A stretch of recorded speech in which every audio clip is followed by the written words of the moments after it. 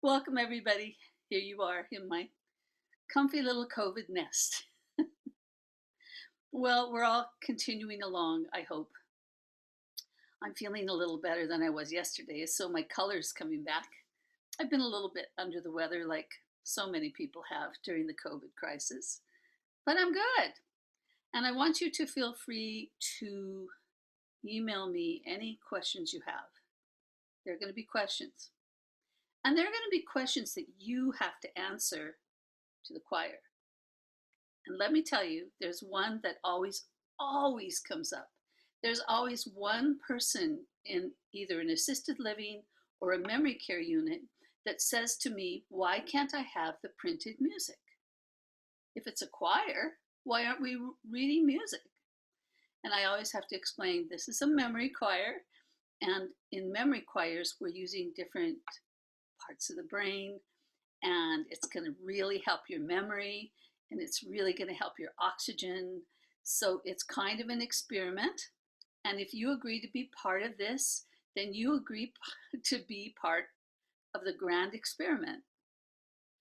So usually they say, oh, okay, well, I'll try one time. And then they find out they like it and they keep coming back. So it's really only like 10 or 15% of people that don't come back. Most people do. So I find that interesting. So why not the printed music? The reason is that when we are singing from memory, we're using our emotions, we're using our cognitive area of the brain, we're using our psychometer part. Remember the part that connects to motor mechanisms, psychometer. So cognitive, affective, psychometer, we're using all three, which means the left and the right brain are getting used and they are igniting against each other. They're igniting each other. And the brain synapses start to flow back and forth, right? It's amazing, really.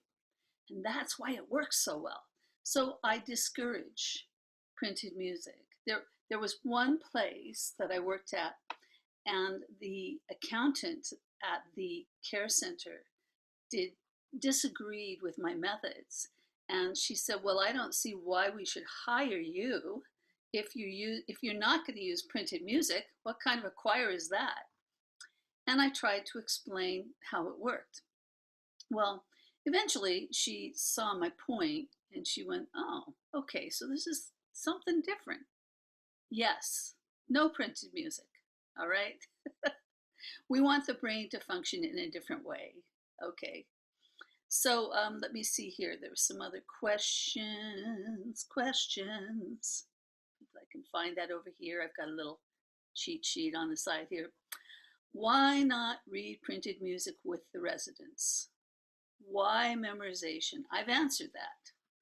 Why do I just use the words and chord symbols? What's up with that?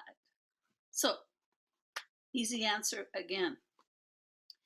If you're playing guitar or playing piano and singing and leading, you really need to be as little connection with your printed music as possible, because you're going to be cueing people, right? You're going to be cueing them with your hands.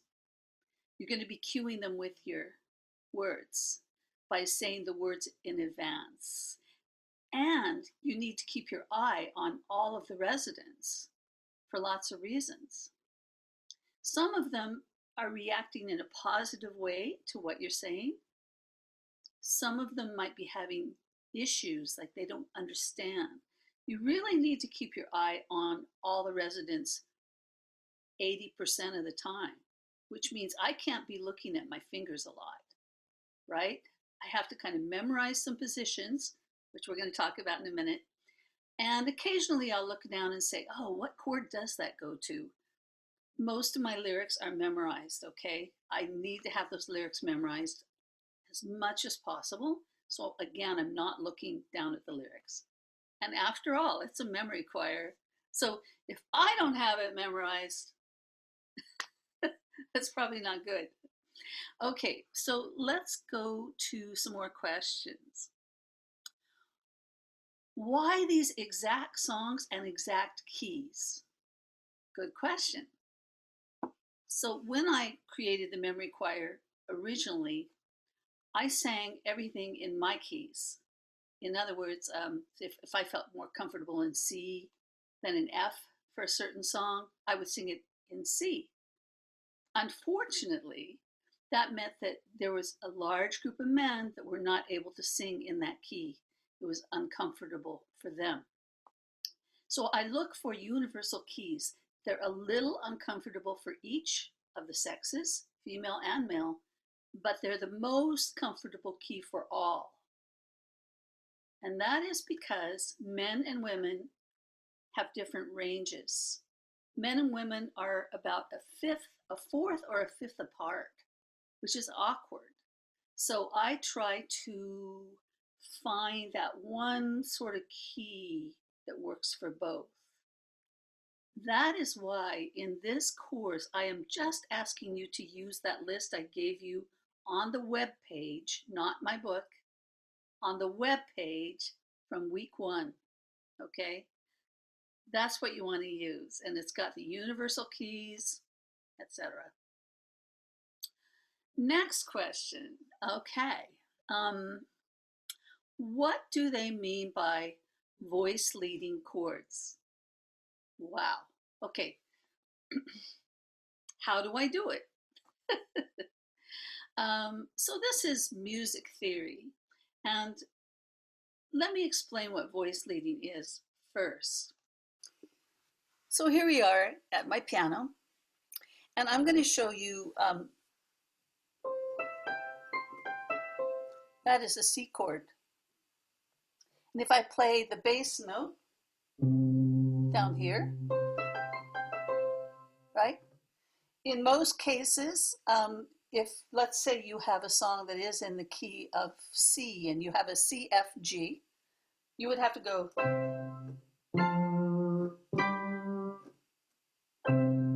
okay? But in voice leading, what we do is we take the closest, least amount of work to move a chord.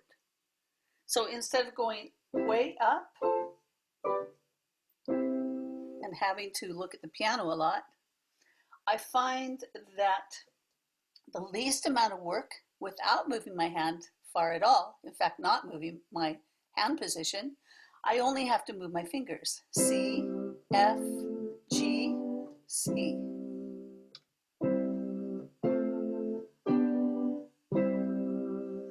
And I have learned these close voicings for every key.